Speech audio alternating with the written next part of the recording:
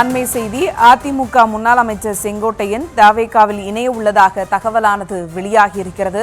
மேலும் விவரங்களோடு இணைகிறார் செய்தியாளர் ராஜேஷ். வணக்கம் ராஜேஷ், விவரங்கள்.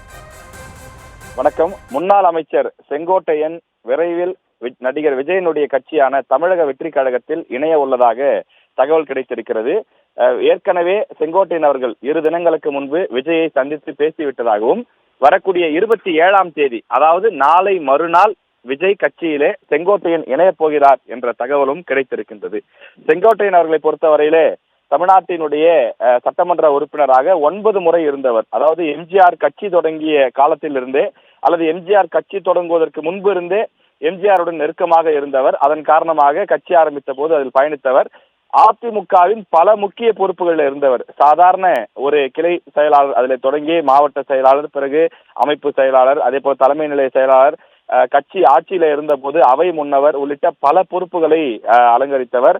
மிக நீண்ட அனுபவம் கொண்டவர். தமிழ்நாட்டில் 9 முறை வெற்றி பெற்ற சட்டமன்ற உறுப்பினர்கள் என்று எடுத்துக்கொண்டால் விரல் விட்டு எண்ணிவிடலாம். அந்த அளவுக்கு அரிதாக இருக்கக்கூடிய நபர்களில் முக்கியமானவராக இவர் இருக்கின்றார். ஈரோடு மாவட்டத்தினுடைய முக்கிய முகமாக திகழ்ந்தவர். பிறகு 2-3 தொகுதிகளுக்குள் சுருங்கி போனார். சமீபத்தில் அதிமுக பொதுச் செயலாளர் EPS அவர்களுடன் கடும் மோதல் போக்கிலே இருந்து வந்தார். அதிமுக தலைமை மீது மனக்கசப்பில் இருந்து வந்ததாக கூறப்பட்டது.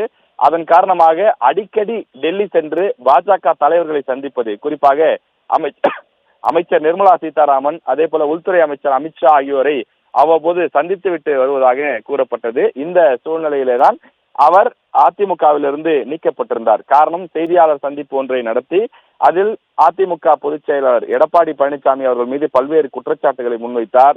அது தவிர்த்து அவர் அணிகள் இணைய வேண்டும், OPS, அதே போல TTV, சசிகலா ஆகியோரெல்லாம் EPS உடன் இணைய வேண்டும், அதிமுகவில் இணைய வேண்டும் என்று கோரிக்கைகளை விடுத்து வந்தார். அணிகளை இணைக்கப் போவதாகவும் தெரிவித்து வந்தார். இதன் காரணமாக அவர் கட்சியின் அடிப்படை உறுப்பினர் உள்ளிட்ட அனைத்து பொறுப்புகளிலிருந்தும் நீக்கப்பட்டிருந்தார். தொடர்ந்து அதிமுகவை ஒருங்கிணைக்க போராடுவேன், நீதிமன்றத்தை நாடப்போகிறேன் என்றெல்லாம் செங்கோட்டையன் அவர்கள் தெரிவித்து வந்த நிலையிலே அவர் விரைவில், அதாவது நாளை மறுதினம் தமிழக வெற்றி கழகத்திலே இணைய இருப்பதாகவும், அவருக்கு முக்கியமான பொறுப்பு வழங்கப்பட இருப்பதாகவும் தகவல் வெளியாகி இருக்கிறது. அதிமுகவில் பன்ருட்டி ராமச்சந்திரன் அவர்கள் எப்படி ஒரு முக்கிய முகமாக இருந்தாரோ, அதே போல தேமுதிக தொடங்கப்பட்ட போது கூட பன்ருட்டி ராமச்சந்திரன் ஒரு மூத்த வழிகாட்டியாக இருந்து அந்த கட்சியை வழிநடத்தினார் என்று சொல்வார்கள்.